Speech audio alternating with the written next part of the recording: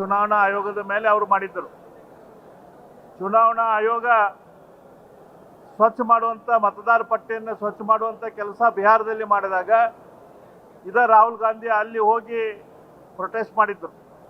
ಆದರೆ ಆ ಕೆಲಸ ಇಲ್ಲಿ ಕರ್ನಾಟಕದಲ್ಲಿ ನೀವು ಸರಿಯಾಗಿ ಮಾಡಿಲ್ಲ ಅಂಥೇಳಿ ಇಲ್ಲಿ ಬಂದು ಆಪಾದನೆ ಮಾಡುವಂಥ ಕೆಲಸ ಮಾಡಿದರು.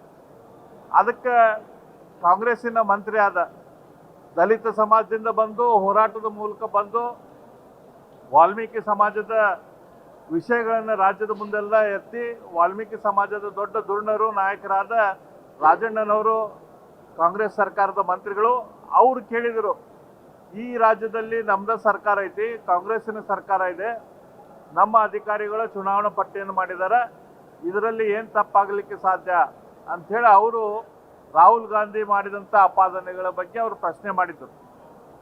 ಮಾತೆತ್ತಿದರೆ ಸಂವಿಧಾನವನ್ನು ಕೈಯಲ್ಲಿ ಹಿಡ್ಕೊಂಡು ಸಂವಿಧಾನದ ಬಗ್ಗೆ, ಪ್ರಜಾಪ್ರಭುತ್ವದ ಬಗ್ಗೆ ಮಾತನಾಡುವ ಕಾಂಗ್ರೆಸ್ಸಿನ ನಾಯಕರಾದ ರಾಹುಲ್ ಗಾಂಧಿ ಅವರು ಇದೇ ವಿಷಯ ಇಟ್ಕೊಂಡು ಇವತ್ತು ಒಬ್ಬ ದಲಿತ ಮಂತ್ರಿಯನ್ನು ಕ್ಯಾಬಿನೆಟ್ದಿಂದ ಕಿತ್ತೊಗೆಯುವಂಥ ಕೆಲಸ ಮಾಡಿದ್ದಾರೆ.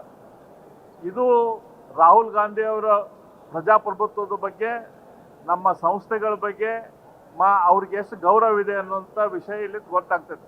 ಮತ್ತು ಅವರು ಸುಳ್ಳು ಹೇಳಿದ ವಿಷಯ ಇವತ್ತು ಒಬ್ಬರು ಅವ್ರದ ಮಂತ್ರಿಗಳು ಇದು ಮಾಡಿದ್ದ ತಪ್ಪು ಅಂತ ಹೇಳಿದ್ದಕ್ಕೆ ಈಗ ಅವ್ರ ಮೇಲೆ ಆ್ಯಕ್ಷನ್ ತೊಗೊಂಡು ಈ ರೀತಿ ಒಂದು ಪ್ರಜಾಪ್ರಭುತ್ವದ ವಿರುದ್ಧವಾದ ನಡೆಯನ್ನು ರಾಹುಲ್ ಗಾಂಧಿಯವರು ಮಾಡಿದ್ದಾರೆ. ಇದಷ್ಟಲ್ಲದೆ ಇವತ್ತು ನಮ್ಮ ರಾಜ್ಯದಲ್ಲಿ ರಾಜಣ್ಣ ಅವ್ರ ಮೇಲೆ ಆ್ಯಕ್ಷನ್ ಆಗಿದ್ದಕ್ಕೆ ಇನ್ನೊಂದು ಕಾರಣ ಅಂತಂದ್ರೆ, ಕಳೆದ ಅಧಿವೇಶನದಲ್ಲಿ ಡಿ ಕೆ ಶಿವಕುಮಾರ್ ಅವ್ರ ಹೆಸರು ತೆಗೆದುಕೊಳ್ಳದೆ ರಾಜಣ್ಣ ಅವರು ಡಿ ಕೆ ಶಿವಕುಮಾರ್ ಅವ್ರ ಮೇಲೆ ಒಂದು ಆಪಾದನೆ ಮಾಡಿದ್ದರು.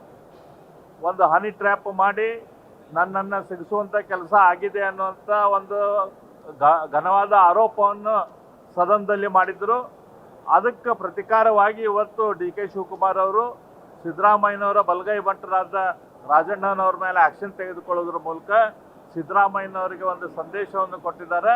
ನಿಮ್ಮ ಟೈಮ್ ಮುಗೀತು, ನೀವು ಮುಖ್ಯಮಂತ್ರಿಯಾಗಿ ಭಾಳ ದಿನ ಇರುವುದಿಲ್ಲ ಅನ್ನುವಂಥ ಸಂದೇಶವನ್ನು ಕೊಟ್ಟಿದ್ದಾರೆ. ಅವರಿಗೆ ಆಪ್ತರಾದಂಥ ರಾಜಣ್ಣನವ್ರನ್ನ ತೆಗೆಯೋದ್ರ ಮೂಲಕ ಸಿದ್ದರಾಮಯ್ಯನವರಿಗೆ ಒಂದು ದೊಡ್ಡ ಹೊಡೆತವನ್ನು ಡಿ ಕೆ ಶಿವಕುಮಾರ್ ಅವ್ರಿಗೆ ಇವತ್ತು ಕೊಟ್ಟಿದ್ದಾರೆ.